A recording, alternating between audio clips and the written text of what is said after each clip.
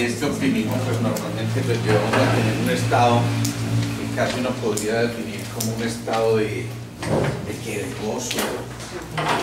De gozo. ¿De qué? De emoción, de alegría, de energía. Y de ahí para allá. Entonces, todas estas cosas lo que nos están invitando es a que sin duda cambiemos la perspectiva de lo que estamos viendo en el día a día, y cambiar la perspectiva implica entonces interiorizarte, pensar en que algo está ocurriendo distinto, en que empezamos a tomar decisiones. Y digamos que la consecuencia lógica del optimismo, yo diría, es esto, es la alegría.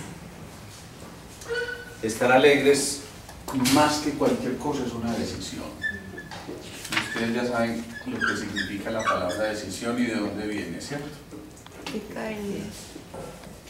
¿Cierto? De decaer, que significa cortar, y significa a partir de hoy o a partir de ese instante que yo decidí, entonces corto con una actitud, con una costumbre, con un hábito que tenía, y decido implantar otra información completamente distinta.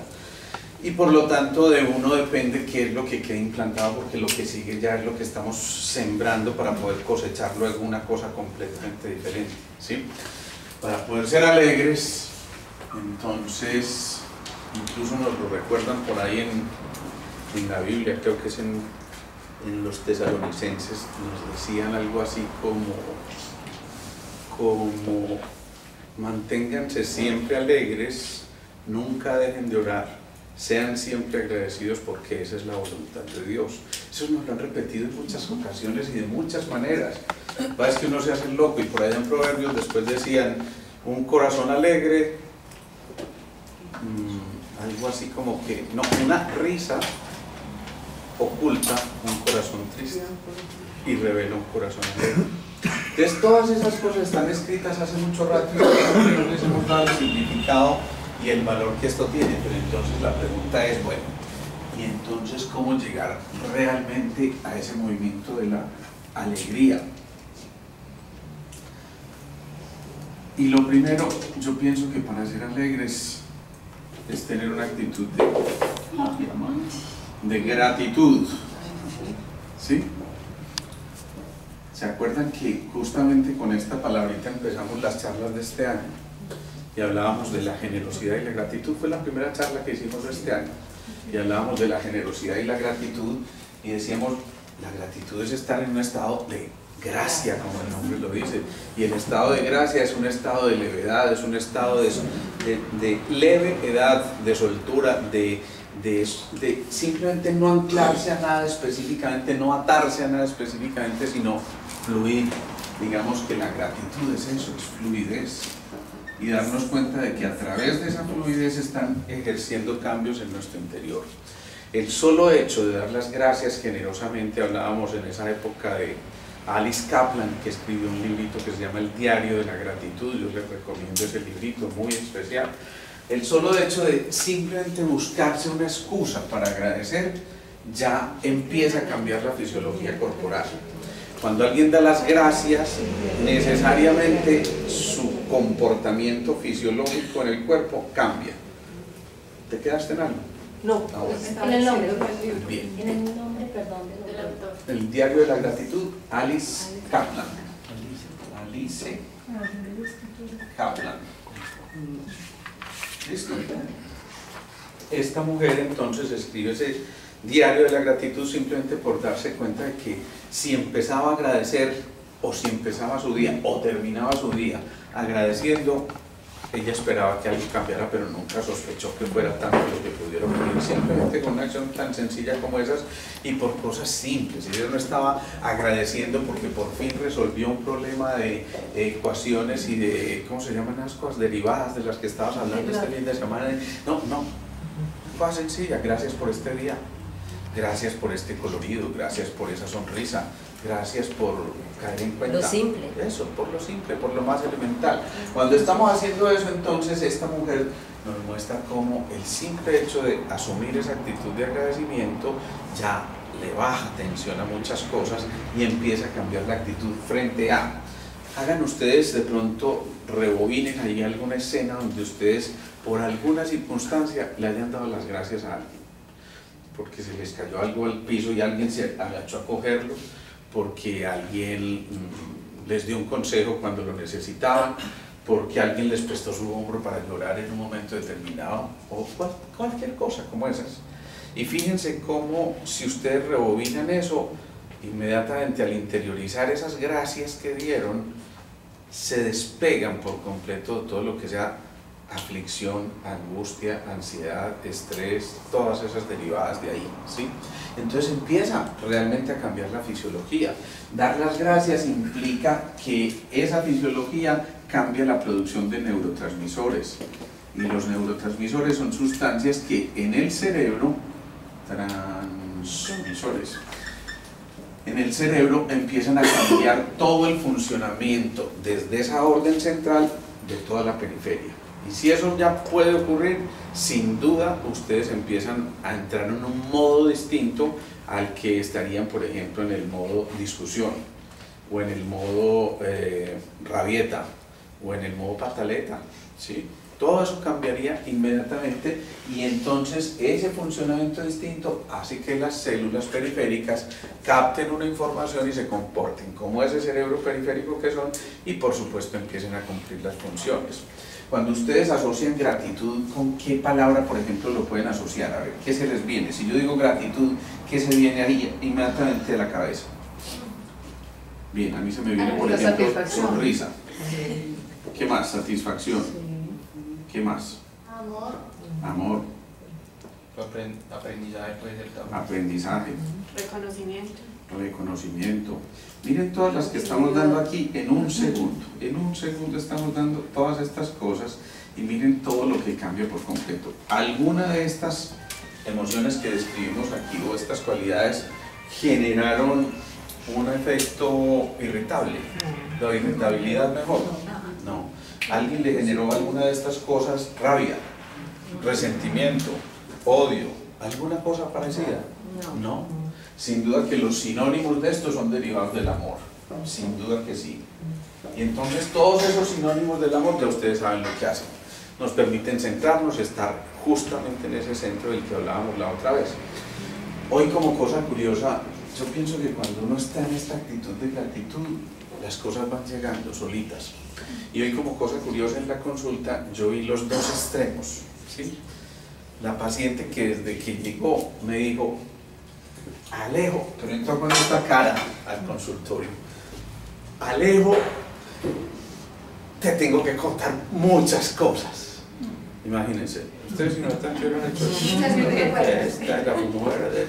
No, eso ya contagia una cosa. Y créanme que era una sonrisa que no le cabía de aquí a acá, era una cosa que yo le decía: es que es impresionante lo que me estás irradiando, ¿qué te pasa?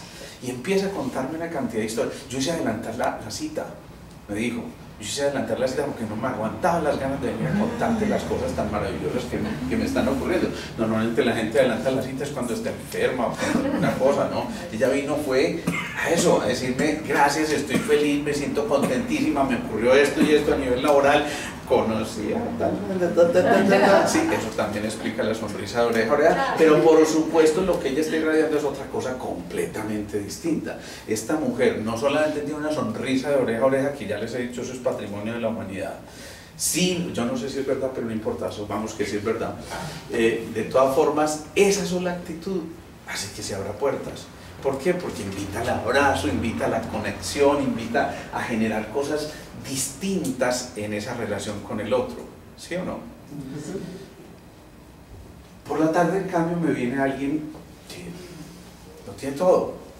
Es un tipo que físicamente está bien, se formó, digamos que intelectualmente muy bien, que tenía un buen trabajo, dejó su trabajo para dedicarse a su propia empresa, que la pasó, es decir, multiplicó sus ventas en tan solo 2 años, algo así como 10 veces, ¿sí?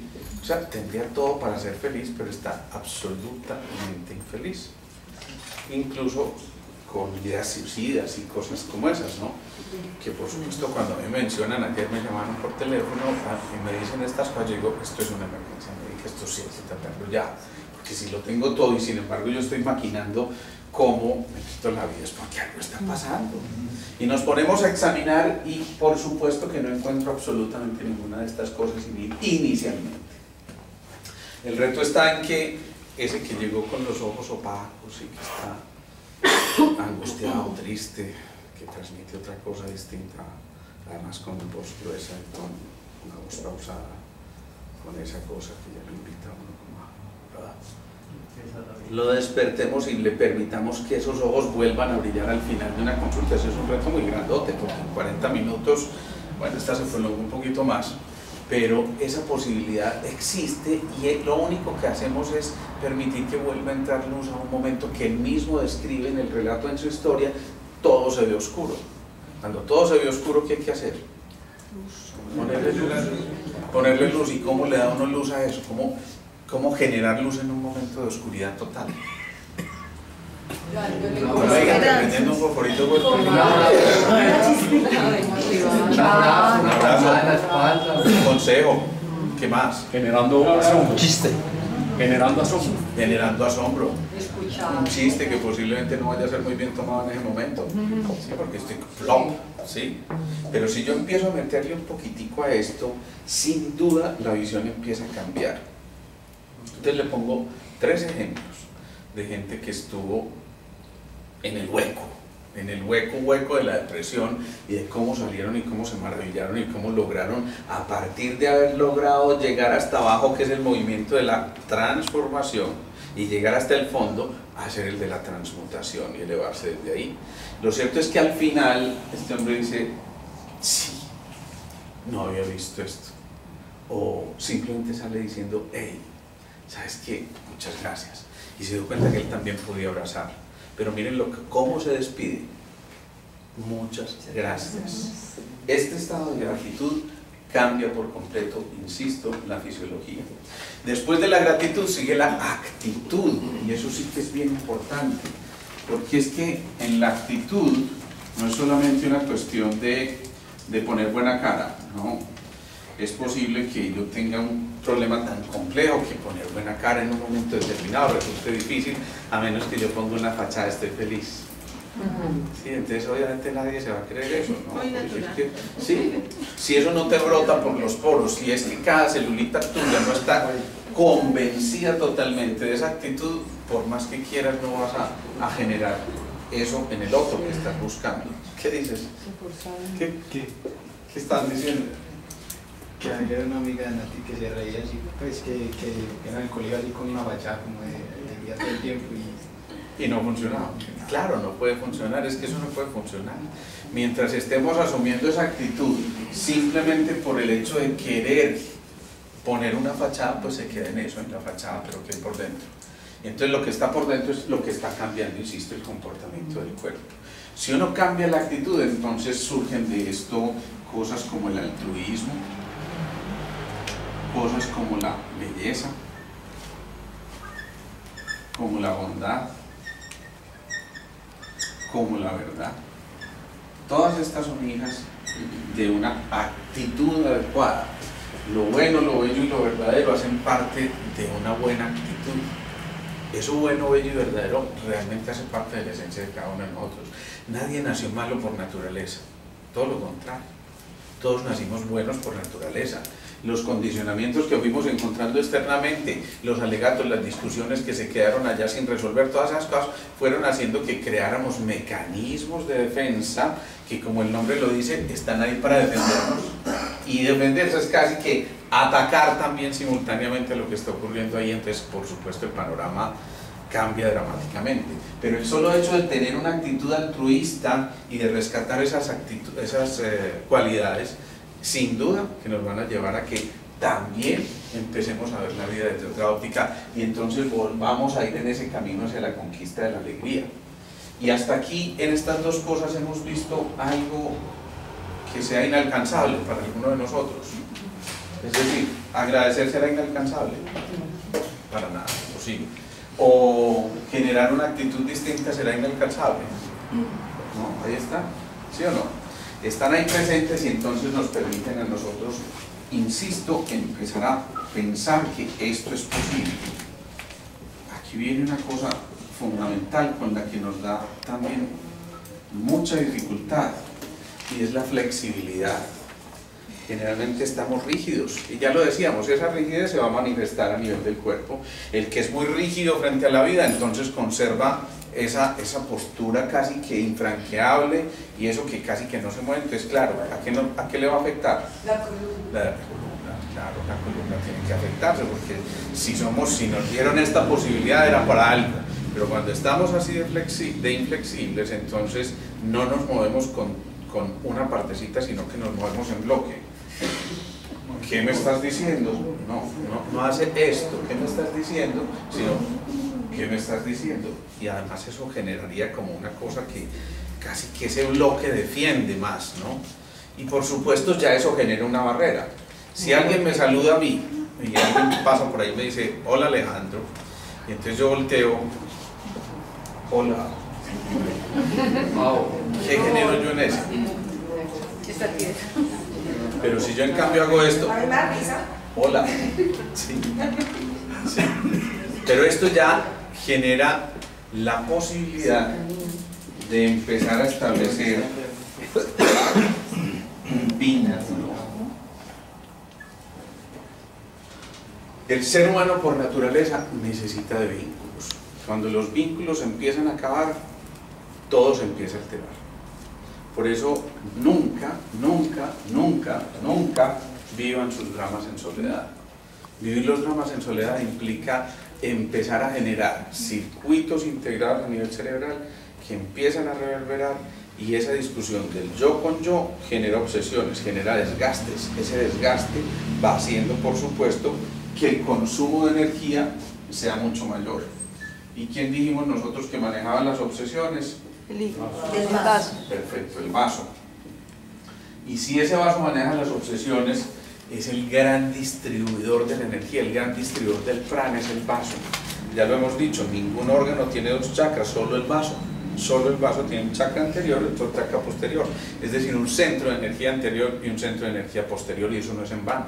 ¿Por qué? Porque el vaso es el que bombea la energía. En un momento en que estamos decaídos, que nos estamos fatigando demasiado, que ya no sentimos alegría, que ni siquiera el gusto por las cosas físico o emocional se empieza a perder, es porque el vaso está alterado y se empieza a alterar el manejo de la humedad y todas esas cosas.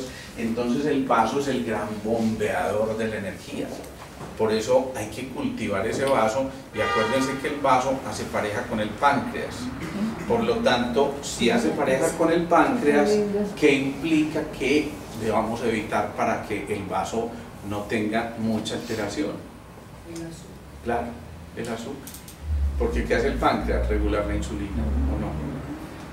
Entonces, si comemos mucho dulce, el páncreas tiene que trabajar mucho, y como el páncreas es la pareja del vaso, entonces afecta la energía del vaso también. Pero si uno se siente pues en un momento como de desgaste, que podría ser que el vaso está afectado con una actitud de gratitud y pues como de gozo, podría como reversarse el proceso de desgaste del vaso también. No solo se puede regresar el proceso de desgaste del vaso, sino que se puede empezar a crear vínculos entre los órganos y sistemas. Entonces el vaso empieza a dialogar con el páncreas, son una pareja, son una unidad. Hola páncreas, ¿qué más? ¿Bien o no? Entonces el páncreas dice, no, pues aquí bien, como cuando uno dialoga con el vaso, pues no. Pero ese vaso a su vez, sabes que está en relación con el pulmón, porque la tierra contiene el metal, y el metal es el pulmón. Entonces ya no solamente estás controlando la emoción de las obsesiones, de ese pensamiento que se repite y se repite, sino que estás alimentando la energía del pulmón, que a su vez maneja las tristezas. Entonces, si tu vaso está bien, si no lo estás agrediendo con esas cosas, es muy probable que esa emoción de la tristeza sea cada vez menos aparente. ¿Por qué? Porque la condición natural es que no estés triste, la condición natural es que al contrario estés alegre. Entonces esa es una de esas características, pero digamos que eso es desde lo físico, desde lo denso, no comas esto, pero desde lo emocional, cómo trabajar para que ese vaso esté libre de todas esas cosas. Si alguien me respondiera eso, yo sería el ser más feliz. Miren cómo les condiciono mi alegría. ¿Cómo? Con optimismo, con alegría. ¿Con qué? Pues con optimismo, con alegría. Eso es con cierto. todo lo que hemos estado viendo. Eso es cierto, pero creo que dijiste una palabrita. La consagración. Sí, señor. Es con servirlo. Ay,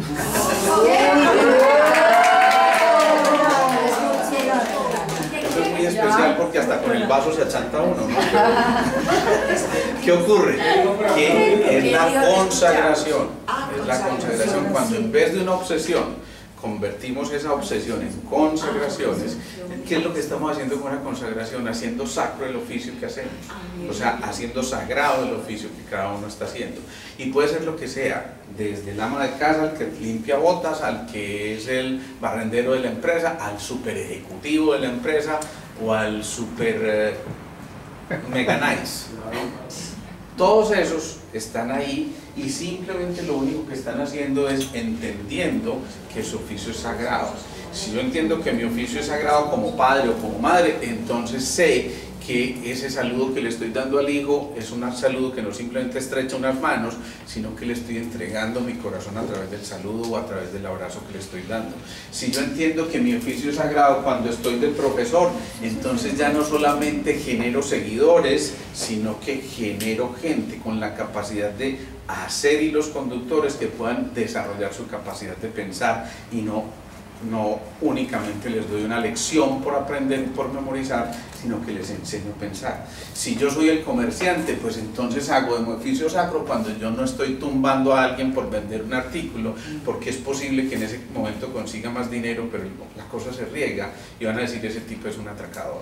Y simplemente se quedó sin clientes. Si yo soy el creativo de la empresa, voy a tener ese oficio de la consagración cuando la creación que estoy haciendo va en pos del desarrollo de la humanidad.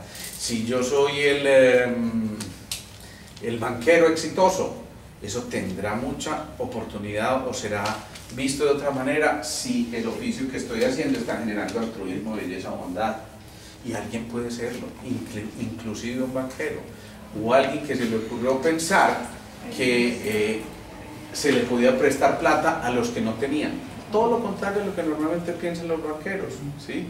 Y entonces se le ocurrió crear una cosa que se llama el Banco de los Pobres, que ustedes no se imaginan el éxito que ha tenido eso, es toda una revolución en el área de los economistas, pero se le ocurrió pensar que su oficio también podía ser sacro, a pesar de que estaba manejando todo el dinero del mundo. Pero fíjense lo que está ocurriendo, cada uno, y pónganse ustedes desde su oficio, desde su pequeña aldea, pónganse a pensar qué pueden hacer para que ese oficio realmente sea sacro. Y con toda seguridad van a empezar a encontrar que eso es perfectamente posible.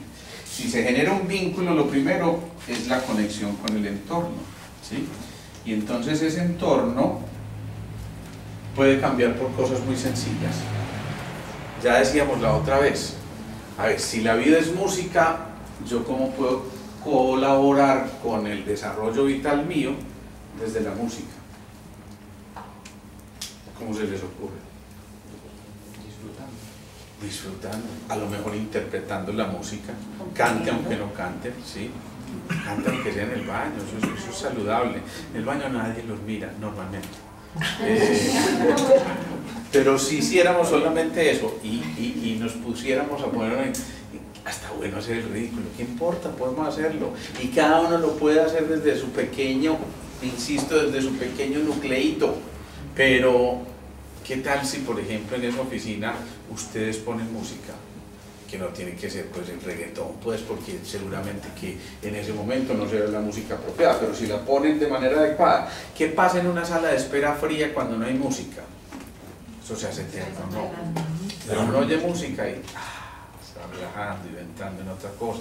Y qué rico. Yo no soy capaz de hacer una consulta sin música, de verdad que no soy capaz, ¿sí? Yo no sé si eso será una limitación mía o qué, pero no puedo. Se acabó la música que estaba usando y me falta algo aquí, ¿no? Esa es una obsesión. Eso es una sana obsesión. No, eso es una consagración.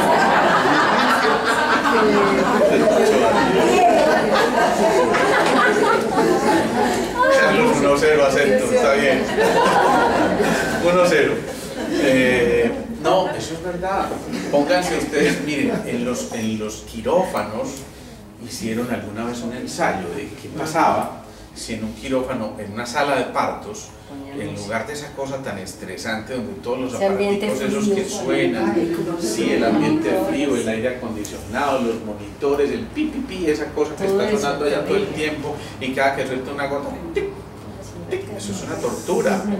Pero se les ocurrió que podían poner música ambiental simplemente en esa zona y ustedes no se imaginan lo que disminuyeron los índices de complicaciones de los partos, que no deberían tener ninguna complicación, pero el solo hecho de que nos recuerden que somos música, eso hace que nosotros nos armonicemos de una manera completamente distinta. Si cuando estás intentando crear, estás creando un plano de arquitectura y en ese plano entonces tú pones música, muy seguramente tu creatividad va a fluir muchísimo más y vas a empezar a verte muchas otras posibilidades. Si cuando estás leyendo pones música apropiada, es muy probable que lo que estés leyendo se vincule con muchas otras cosas que la música te evoca y entonces hagas muchas más conexiones. Por lo tanto, es muy importante, insisto, crear vínculos y ese vínculo empieza con el entorno. Pero no solo la música, el color. El colorido es absolutamente fundamental. Si ustedes el entorno lo cambian por una cosa de esta, bueno, que no esté estorbando demasiado, en fin, todas esas cosas, o ponen una matica o pintan de un color una pared determinada, todo eso está creando un cambio por completo, distinto, completamente distinto, y hace que entonces el comportamiento del cuerpo sea distinto. Por ejemplo, ustedes se levantan un día gris, opaco, ¿sí? Parecido a esos que están haciendo últimamente, ¿sí? Y entonces se levantan y abren la ventana, ven esa cosa y como que ¡ay, qué rico seguir durmiendo! ¿Cierto? Es muy distinto, ¿no?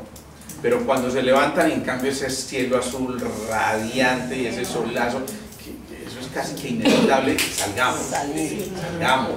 Eso ya lo invita a salir. ¿Por qué en los países donde hay estaciones, en las estaciones de otoño e invierno, hay más índices de suicidio? Por eso, porque es que eso es una cosa fisiológica. Si no hay colorido, no hay luz suficiente que estimule esa glandulita de la que hemos hablado y por supuesto no se producen esas hormonas de la oxitocina. Por cierto, los vínculos son tal vez los que más oxitocina producen, ¿sí? Es decir, cuando tenemos buenos vínculos y el vínculo empieza por un abrazo, producimos más oxitocina. ¿Se acuerdan qué hace la oxitocina? El tono vital. El tono, ¿se acuerdan que hablábamos del tono? Tal vez una o dos charlas anteriores. Ese tono lo da la capacidad de producir oxitocina. Y yo les decía la otra vez que la oxitocina es una molécula que, por ejemplo, en las pacientes que están en trabajo de parto y no arrancan definitivamente su trabajo de parto o no están dilatando adecuadamente, entonces el médico les coloca una cosa que se llama el pitocino.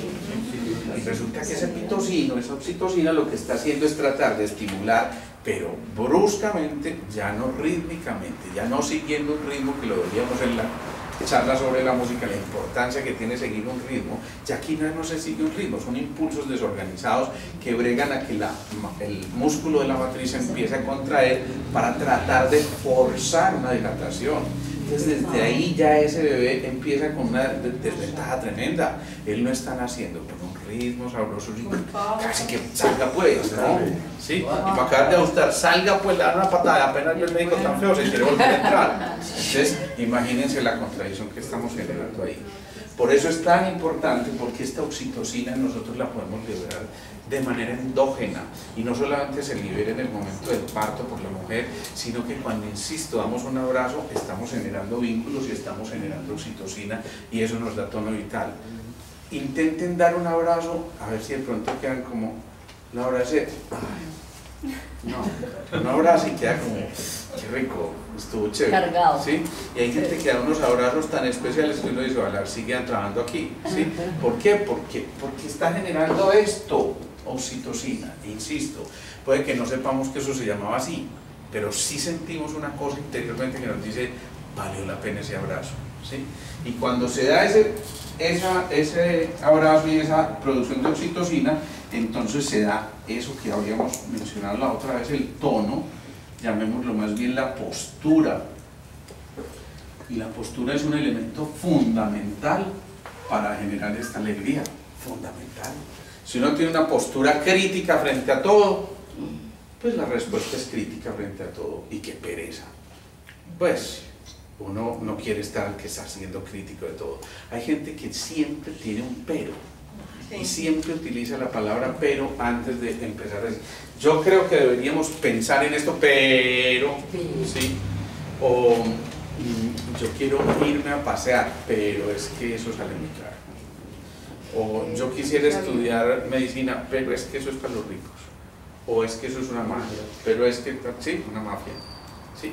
Todas esas cosas y esos peros están generando que la postura se empiece a alterar también. Si la postura es al contrario, el que soluciona, el que genera la fusión, el que genera el abrazo, el que genera la cercanía, el que genera esa confianza interior que hace que el otro se acerque, esa postura ya está generando también un efecto completamente distinto. Si alguien está tocando el piano como lo tocó, entiendo yo magistralmente el maestro allí, Simón, recientemente en un concierto donde él se confabula con el público, entra en esa cosa, visualiza su éxito y desde antes de empezar está visualizando. ¿Sí fue así o no? Un poquito, bueno. Visualizó ese público que estaba ahí ya listo a aplaudirle y todas las cosas. Es muy posible que la postura después, cuando está haciendo el guiño al público, le permita recibir un ramo de flores. Y si alguien de repente te regala flores, eso es. Bueno, ese es el tono y esa es la postura. Si lográramos hacer esto, entonces también tenemos que entender que la postura no significa rigidez. Significa lo contrario, toda la capacidad de flexibilidad, y eso a su vez nos va a llevar a que dentro de esa posibilidad exista una cosa que se llama la capacidad de divertirse. Y buscar excusas para divertirse suele ser muy fácil. Yo les pregunto a ustedes, la mayoría de los que están acá, ¿cuánto hace que se montaron la última vez en un carrito chocón?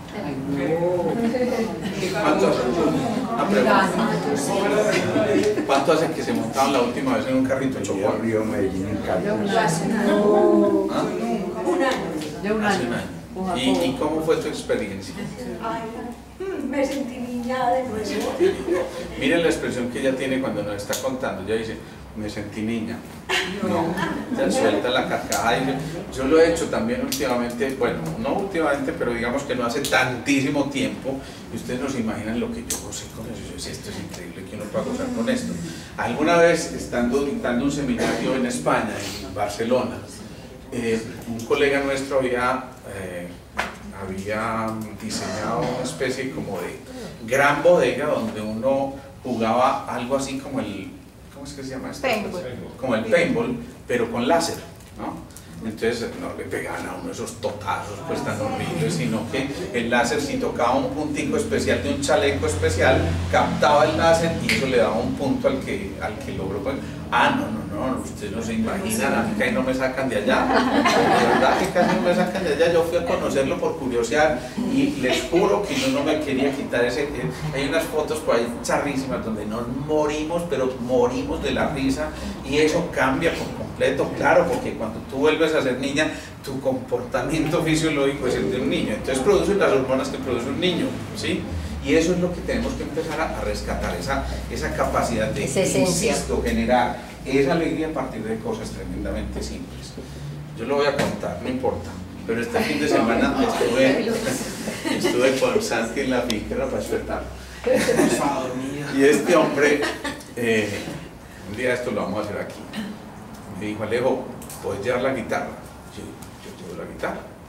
Y yo hacía mucho tiempo no oía cantar a Santi porque digamos que alguna vez lo escuché y yo creo que perdió un poquito la goma por la guitarra y no sé, se ocupó de otras cosas. Ustedes no se imaginan la alegría que a mí me generó escuchar cantar a Santi, además porque descubrí que tiene un talento que yo dije, por fin la familia sigue allá, ¿no? Eso fue muy rico, pero en un momento de cantar 5 canciones cambia por completo también la fisiología de nuestro cuerpo, porque no solamente estás describiendo ese artista, yo le dije que ya podía pasar a otro nivel, pero no solamente eso, sino que es que se contagia una cosa muy rica, ¿sí? Ahorita cuando bajaba por las escaleras, y no va a permitir contar este cuento Ruth porque es muy bonito, ella no se atreve a contarlo, y a lo mejor yo lo cuento mal, pero bueno, hace, no sé, Ruth, 20 años tal vez, hablamos, Ruth y yo, ella es paciente mía desde que ella hizo la primera comunión. Y lo cierto es que por esa época, por alguna circunstancia de la vida, Ruth tenía un local, o ocupaba mejor un local en el centro, ¿sí? Y pues digamos que venía pagando un arriendo determinado y de un momento a otro se interesó por quedarse con el local. Digamos que eran épocas en que había una facilidad económica de empezar a pensar en esa posibilidad, pero pues como muchas cosas vino una crisis compleja y ella tuvo que dejar de pagar simplemente porque no había dónde, ¿sí? Pero cuando empezó a hacer sus pagos, de pronto le devolvían los pagos porque no había quien la recibiera, no aparecía el doliente, y ella dijo, ¿qué voy a hacer yo? Pues es que sí, le dijimos en ese momento, Ruth, algún día ese local va a ser tuyo, ese local va a ser tuyo porque tú estás haciendo las cosas como tienen que ser, y aunque no resulte el dueño, de alguna manera ese local puede llegar a ser tuyo. Ella tuvo la paciencia de esperar, ¿cuántos años, Ruth? 14 años. 14 años, y hoy me da un abrazo allá, un abrazo que genera vínculo y que genera oxitocina, ¿sí? Y me dice, el local hoy es mío. Ya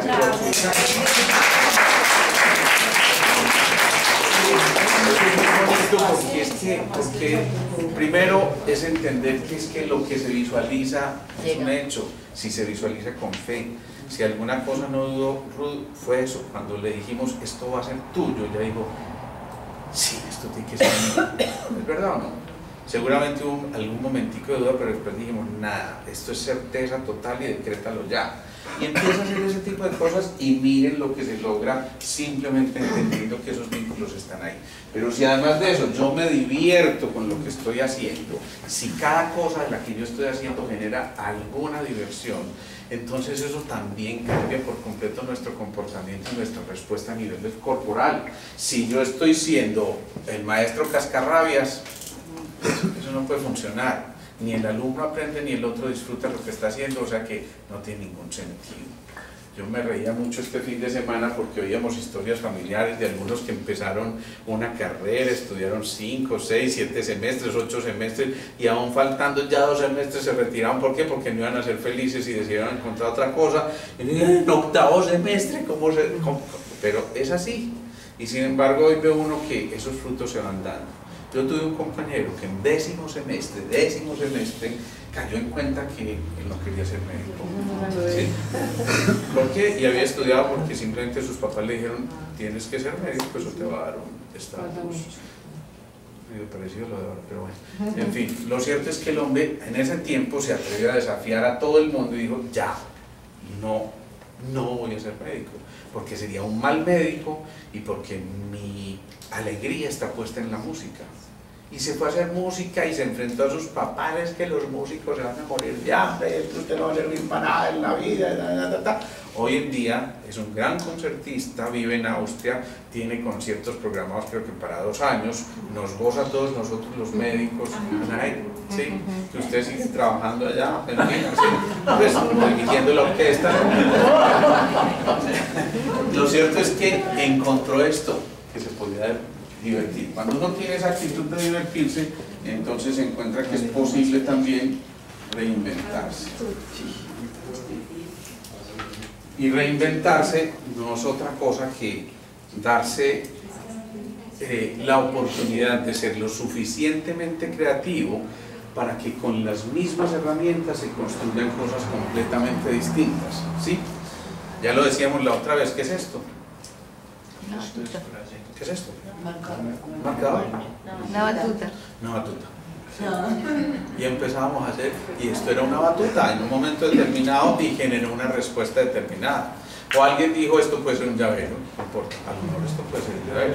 Cada uno le da una utilidad distinta y es capaz de reinventarse, pero siempre y cuando tenga un propósito, ¿sí? Tener un propósito significa tener una dirección, y esa dirección implica unas coordenadas precisas. Esas coordenadas precisas te están diciendo, esto tiene que ser en este sentido o en aquel sentido, pero le pongo cosas absolutamente concretas para no fallar en lo que yo estoy tratando de diseñar.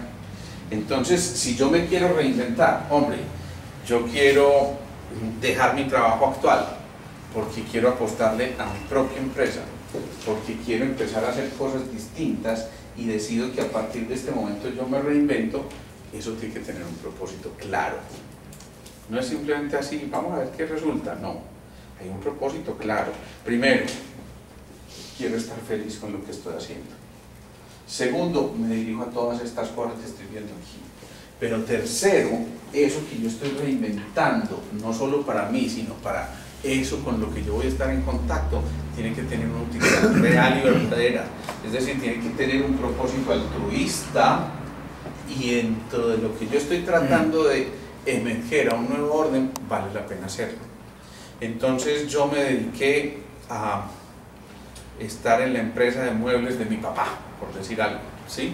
Pues maravilloso, y a pesar de que yo era qué sé yo, un ingeniero mecánico, sí, yo era un ingeniero mecánico, pero me quiero reinventar y quiero meterme allá a divertirme, entonces yo no simplemente me dedico a pegar un tornillo, sino que con base en mis conocimientos previos y esas experiencias, entonces yo puedo reinventar esa empresa de muebles de mi papá y generar otra cosa completamente distinta. Insisto, yo puedo tener las mismas herramientas, pero la capacidad de fusionar o de unir esas herramientas de manera distinta va a crear una cosa completamente diferente, ¿sí? Yo les pongo a hacer un ejercicio. Si quisiéramos hacer con esto algo distinto a lo que ustedes están viendo aquí, ¿qué podríamos hacer? ¿A alguien se le ocurre una idea con esto? Una cortina. Una cortina. Una cortina, perfecto, maravilloso. ¿Por qué no? A mí nunca se me hubiera ocurrido. Pero seguramente si cuelgo los bambús en una misma hilera y le pongo las cositas para que tapen un poquito, pues sí, puedo hacer una cortina. ¿Qué más puedo hacer con eso? ¿Un qué? Un mural, maravilloso. Tengo las mismas herramientas, pero estoy formando. ¿Se parece un mural a esto? Absolutamente para nada. Y si yo les digo que hagamos un juego de niños, uno puede hacer un juego de niños ahí con eso, yo no sé cómo, pero bueno. Bastones de palitos. Sí. Los palitos de la banda. Ah, sí se puede. Y si yo les digo que con esto al contrario puedo hacer un sembrado, yo sé que si yo siembro este bambú de esta manera acostado, en cada uno de los nuditos de estos va a salir una planta. ¿Sí? Entonces fíjense todo lo que yo puedo hacer con una cosa que está ahí puesta y que aparentemente yo no le veo sino una utilidad. Bueno, no mucha utilidad de acuerdo a si yo estoy aquí tratando de escribir, pero cada uno le da una utilidad distinta a esto, ¿sí o no? Se separa para la foto. Se separa ahí para la foto. Sí, se separa para la foto, bueno.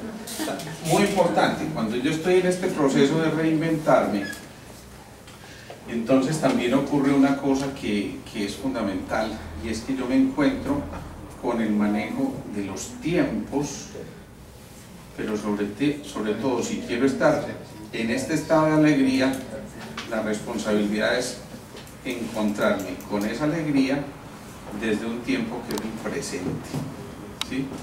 Entonces estar en presente es gozar, ya, es la condena a gozar, no es otra cosa, estar en ese instante que además se hace un tiempo casi que ojalá yo lo pudiera tener porque estoy aquí absorto en eso, ¿no? Pero cuando yo en cambio soy esclavo del tiempo, ay, ¿cuándo será que es la hora de salir? ¿Cuándo será que termina eso? ¿Cuándo será que...? Por supuesto eso se hace eterno y empieza a cambiar por completo lo que estamos tratando de manejar ahí. ¿Qué implica entonces eso? Que el manejo de los tiempos para lograr esa alegría implica siempre estar en presente, y estar en presente significa estar en la dopamina, la molécula de la pasión, de la chispa, del entusiasmo, de todas esas cosas. Si eso es así, yo tengo que aceptar que existe una realidad. Entonces, estar alegre no significa negar la realidad existe y posiblemente yo la puedo modificar, pero sobre todo puedo modificar mi punto de vista frente a la realidad y puedo hacer que una cosa sea absolutamente maravillosa, pero frente a los mismos hechos puede ser una cosa completamente esclavizante y completamente compleja, que me enrede, que me lleve a pensar negativamente, que no dé mensajes afirmativos y positivos. Luego, reinventarse en positivo. Si yo me reinvento en positivo, entonces puedo encontrar una realidad de una manera completamente distinta, y si encuentro esa realidad, redescubro lo que mencionábamos la otra vez, los talentos. ¿Sí? ¿Es así o no? ¿Qué dijimos que eran los talentos? Los dones. Las capacidades, las habilidades, decíamos, hacíamos una diferenciación entre los dones y los talentos, ¿cierto? Decíamos que los dones siempre generalmente se relacionaban más con lo espiritual y esas otras cosas que nos habían, digamos que inculcado en ese sentido, pero que los talentos eran cosas que podíamos desarrollar todos en el día a día y que cada uno entonces podía poner a partir del desarrollo de esos talentos un granito de arena para que lo que encontramos definitivamente sea mejor al terminar la jornada, ¿o no? Entonces la pregunta es, ¿qué tanto estamos explorando los talentos? ¿Qué tanto en el día a día? Ni siquiera lo estoy preguntando de aquí a una semana qué talento voy a poder desarrollar, no, es que esto es del día a día. ¿Hoy alguien siente que desarrolló algún talento en sus actividades del día?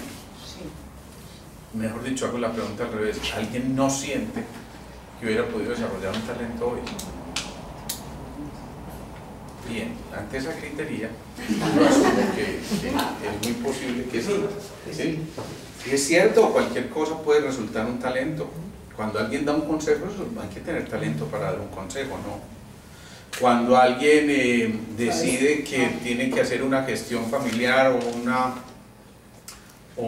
¿cómo se llama eso? Una actividad que algún otro tenía que realizar, ir a pagar una cuenta al banco. ¿Se requerirá algún talento para ir a pagar una cuenta al banco? Sí. Sí, ¿como cuál, por ejemplo? Disposición. Disposición, eso puede ser un talento. Plata. ¿O no? La paciencia también puede ser un talento, ¿no? ¿Qué dijiste? Plata. Pero Es cierto, que pueden ser talentos. Acuérdense que los talentos eran eso, eran algún tipo de dinero en su momento. Y entonces, ¿qué estamos haciendo? Redescubriendo que a partir de cualquier acción que estemos haciendo nosotros, estamos pudiendo contactar con cosas que van mucho más allá de una mínima acción.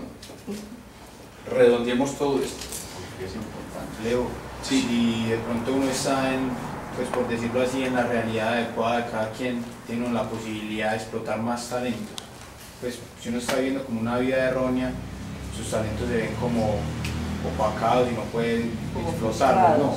Claro, entonces, cuando uno no va dirigido en el camino adecuado, seguramente va a encontrar obstáculos. Además que generalmente son obstáculos casi que yo digo son protectores de esas fuerzas superiores que de un momento a otro te ponen una zancadilla y te dicen no, no es por aquí. Y entonces de pronto te da la depre, te da la aburrición, te da la cosa, pero te das cuenta de que detrás de eso había una lección de vida por aprender y dijiste, claro, ya me la pillé, esto no era por aquí. Entonces ahora me enruto de nuevo, cambio mi ruta, pongo un propósito distinto, pongo una meta firme, un logro por cumplir. Acuérdense, un sueño, que es muy importante. Ya decíamos que los logros y las metas no son otra cosa que sueños con fecha de caducidad, ¿sí? Y eso es lo que tienen que ser esas metas. Cuando uno pone entonces y cae en cuenta de que no era por ahí, en ese momento uno hace una cosa que se llama puntico, pare, ¿sí? Cuando uno no está siguiendo el ritmo, ¿qué es lo primero que tiene que hacer? Pausa. Uno hace la pausa y entonces ahí sí, a ver, vamos a ver para dónde vamos, para allá, para acá o para acá. Y cuando ya identificas para dónde vas, pues claro, pones todo el enfoque que estás haciendo. Poner el enfoque significa no dispersarse por las ramas y simplemente dirigir toda tu energía en una sola dirección, de manera brillante, monocromática, unidireccional, es decir, con las propiedades de un láser. Eso es, la conciencia puesta en un objetivo claro y concreto es un láser. Y el láser de la conciencia es tal vez el láser más poderoso de todos. Porque si ese láser de la conciencia funciona, ocurre lo que te acaba de ocurrir hoy con esa noticiosa. ¿Por qué? Estaba puesto ahí y nunca permitió que el rayo se fuera para otro lado. No, si eso hubiera ocurrido, hubiera sido un fracaso, pero si el láser está puesto ahí, yo ya no me desvío de lo que yo tengo que hacer y de mi misión, de lo que yo me he puesto como propósito claro y definido, y entonces todo lo enfoco hacia allá. Por eso, reenfocarse es una de las acciones más maravillosas que pueda tener un ser humano, pero además que exige mucha valentía, exige mucha fortaleza, porque eso implica salir de la zona de confort, que no siempre es fácil. Hay momentos en que cuando a uno lo confrontan, entonces es como mejor quedarme aquí, que es mejor, ¿cómo es que dicen? Es mejor malo conocido que bueno por conocer. Pájaro en mano que 100 volando. Sí. Bueno, yo no sé si eso es bueno, o sea, eso es otro enfoque.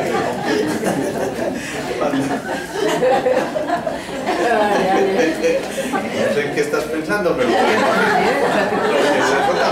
Sin duda en eso no. ¿Ah? En eso no. No, ¿cómo sabías que era eso? Para no conocerlo, ¿no?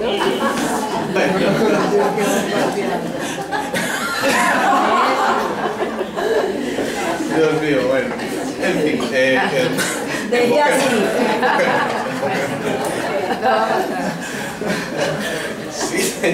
si entonces redireccionamos esa visión que tenemos, entonces simplemente estamos evitando que no vayamos por la rama. Bueno, Haga la pausa. el caso es que cuando nos permitimos pasar por todas esas etapas que estamos mencionando, llegamos necesariamente a eso de la alegría. Entonces la pregunta final es, ¿realmente fue muy difícil visualizar esas etapas que dijimos?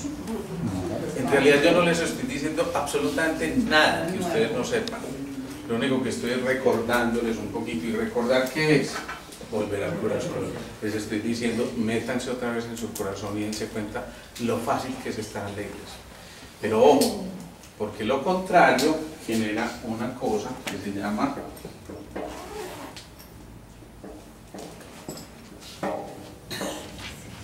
disease.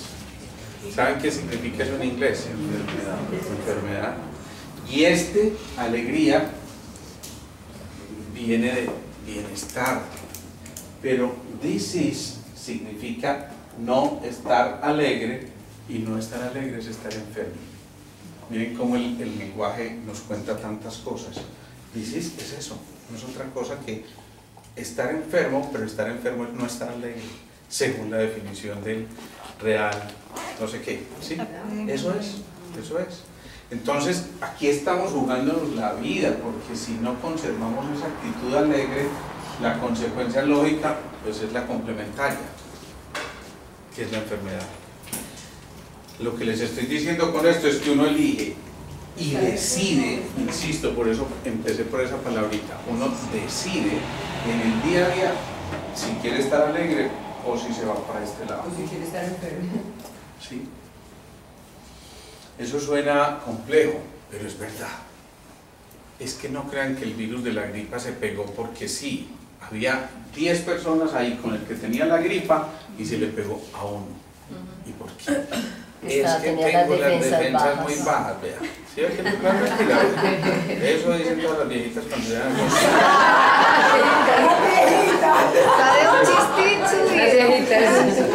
Sabe un chistito. Hay un chistito. No, mentiras. Pero es verdad, ese es un decir. Ese es un decir. Es con todo el cariño. Es verdad, la gente se queja y llega a la consulta y dice, es que tengo las defensas. No, si le tuviera las defensas muy bajitas no le da una gripa, le da una meningitis o una septicemia o una neumonía o alguna cosa. Está dando esto es para que le diga, un momentico, usted está Falta de alegría. Está enchufado, realmente está siendo alegre o qué está pasando. La consecuencia lógica del segundo caso que les conté ahora, el que está angustiado, incluso pensando y maquinando la posibilidad de quitarse la vida, ¿cuál será? ¿Cuál será? Ese pensamiento tiene que tener una consecuencia después.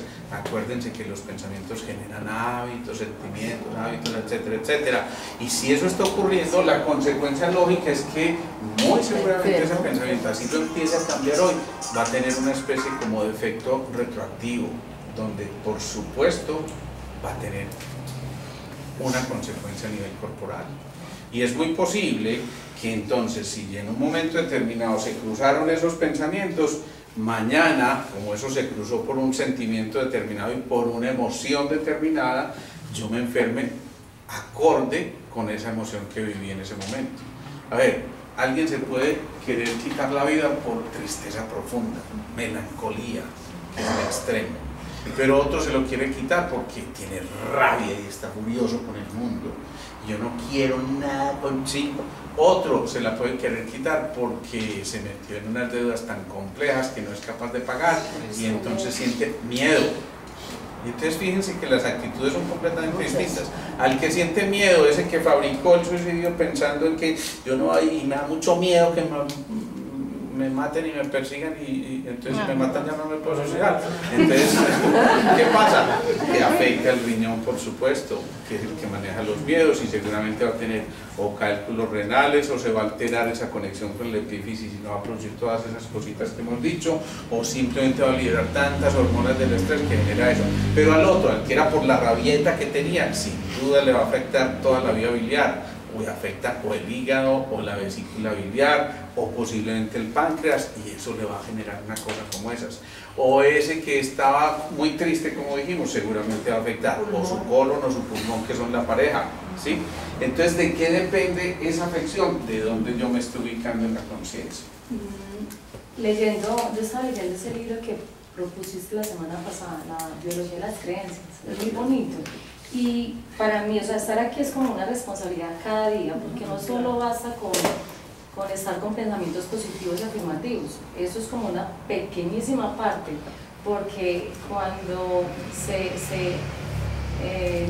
esbozan, citan el subconsciente, que tiene que ver como todas las ideas preconcebidas, o sea, uno trabaja día a día por algo, pero ¿qué hacemos con todo lo que llevamos cargado por desconocimiento? Porque apenas estamos como nuevos. Entonces a mí me pareció como muy bonito, y yo cada día es como una tarea, todo esto es una tarea que hay que empezar. Es cierto, además que es que la vida sería muy aburridora sin tareas, ustedes se imaginan. Ya todo está hecho y entonces uno que se levanta será a rascarse el cabello o alguna, no, eso, alguna cosa pues tiene que tener, sí. Entonces, ¿qué hace uno? Hombre, hay que buscar cómo rediseñar alguna cosa para que, obviamente, el peor enemigo de la alegría es la monotonía. La monotonía, el estar metido en una rutina todo el tiempo va alejando la alegría. Por eso la vida es movimiento, por eso la vida es dinámica, por eso la vida es cambiante, por eso la vida es diferencia de potencial. Cuando se pierde la diferencia de potencial, entonces se pierde la alegría. Y por supuesto en el camino o en el encuentro con la pareja tiene que haber una diferencia de potencial, porque si no, no nos atraeríamos o no nos rechazaríamos en un momento determinado. Yo la quiero matar, ¿sí? Pero al día siguiente, que va a matar yo a mi cosita hermosa, ¿cierto? Y eso cambió por completo, porque hay una diferencia de potencial continua que está cambiando y que genera, por supuesto, ese encuentro o desencuentro. Simplemente que cuando las fuerzas de atracción son mayores, obviamente funciona más la fuerza del amor, ya lo hemos dicho, pero cuando las fuerzas de la repulsión se generan y estamos metiéndonos desde los mismos polos, no estamos respetando la individualidad del otro, no estamos entendiendo que somos seres completamente diferentes que vinimos a complementarnos, ¿sí? Entonces ahí se empieza a perder lo que realmente estábamos buscando. ¿Alguna pregunta? Dijo que uno también, pues hablando de la gratitud, uno debe dar gracias también por las situaciones difíciles, porque así se hacen como más llevaderas, o eso genera pues con fe, dar gracias también por todo lo bueno, dar gracias por lo bueno lo que tiene. Claro, y no siempre es fácil dar gracias. Gracias por este choque tan maravilloso que tuvimos hoy. Todo eso, ¿no? Dice, pero si lo vive desde ese aspecto, dice, bueno, sí, por lo menos gracias porque no nos pasó nada. Y porque esto se puede reparar. Entonces empieza uno a encontrar que hay posibilidades, aún en momentos complejos, de encontrar lo que se puede rescatar determinado. Claro, en una enfermedad yo soy un convencido, y ya tal vez lo hemos dicho varias veces, la enfermedad es un maestro. Cuando alguien aprende la lección, entonces también le aprende a agradecer a la enfermedad porque algo le enseñó. Y uno normalmente a los maestros les agradece en condiciones normales cuando realmente fueron maestros, cuando nos dejaron una lección por aprender, normalmente uno agradece. Yo tengo muchísimo agradecimiento con mis maestros y de verdad que los honro todos los días, porque digo, además la paciencia que tuvieron que tener para que todos nos fuéramos enrutando por donde teníamos que estar, y a mí eso me parece maravilloso. Pero por supuesto que cuando me ponían unas tareas de química, resolver yo no sé cuántos problemas para una Semana Santa completa y no le alcanzaban la Semana Santa, yo los odiaba profundamente. Pero después que entendí para qué me servía eso, por allá en la universidad, cuando yo no pensé que eso lo fuera a volver a traer, hasta bacano que era don Iván. Sí, sí, esas son las cosas. Uno ya le empieza a encontrar ese, ¿cómo es? La comba al palo, como dicen por ahí. ¿Sí? Bueno, vamos a terminar haciendo la... Dime... Un aviso parroquial. Un aviso parroquial, dale.